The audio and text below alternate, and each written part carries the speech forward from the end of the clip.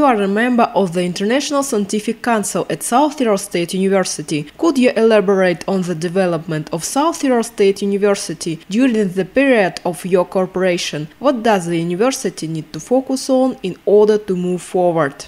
Yeah, the South Tyrol State University is a small university compared to Moscow University or St. Petersburg University.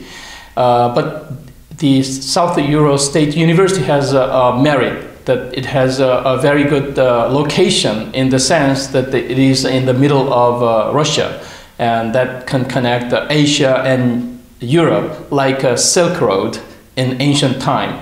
And so it might provide a new opportunity for future development. And at the same time, here the people are very dynamic, and especially the leadership of this university is very, very young and dynamic, and they are working very hard.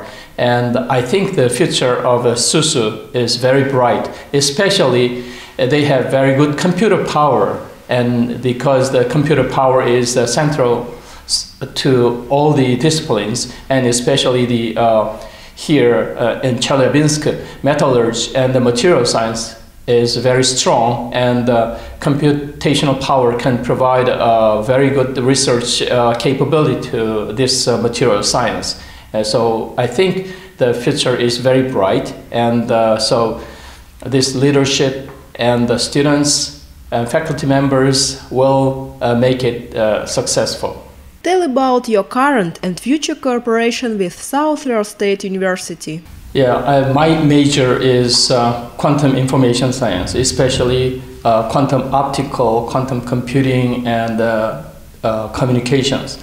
And here, Professor Sergei Podshevdov is working on quantum optics and nonlinear optics to do the quantum information science.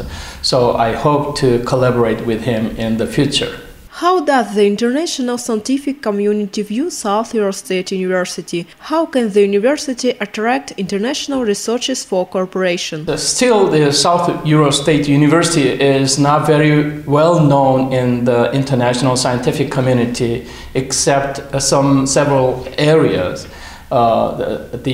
Especially the South Tyrol State University is very strong in the material science and some computational department and so on. So I think the South Tyrol State University should focus on those good, strong part, and then it will pull up all other areas. And so if you distribute all the resource to everywhere, it may not be a good strategy. So you focus on specific areas of strength, then it will pull up all other parts of the university. And I think it is very hopeful that the university has a lot of resources, especially human power. So it has great potential. You conduct research in the field of quantum computation. How will quantum computers transform the future? The quantum computer can solve some problems that cannot be solved by any digital computers. These days we are extending the digital computer power so much, but there are still some problems that cannot be solved by digital computers. But that kind of problems will be solved by quantum computers. And also the present technology of cryptography is based on the very difficult problems of mathematics. And that kind of problems will be solved by quantum computers. So this becomes a threat to communication security. But the quantum information science provides another technology that is quantum key distribution or quantum cryptography that cannot be attacked by any computational means. So quantum cryptography will provide secure communications. A year ago, BBC published an article called Quantum Computing – Game Changer or Security Threat. What challenges such a powerful technology might create? So the quantum computer can solve many difficult problems. So as I said, this might be a threat to communication security. But since quantum key distribution or quantum cryptography will provide quite a secure communication channel, so we do not have to worry about the communication security.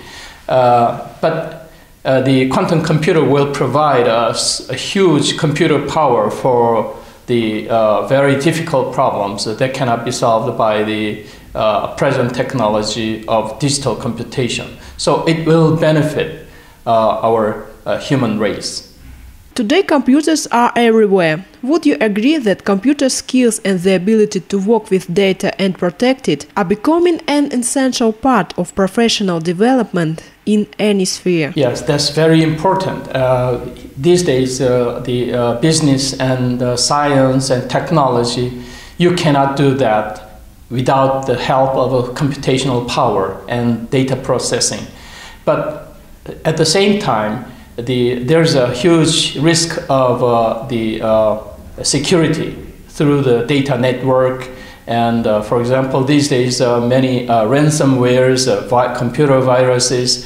So you have to be aware of those threats. So this information technology will provide benefit to our technology, business, and science. But at the same time, if we are not prepared, it could be a disaster.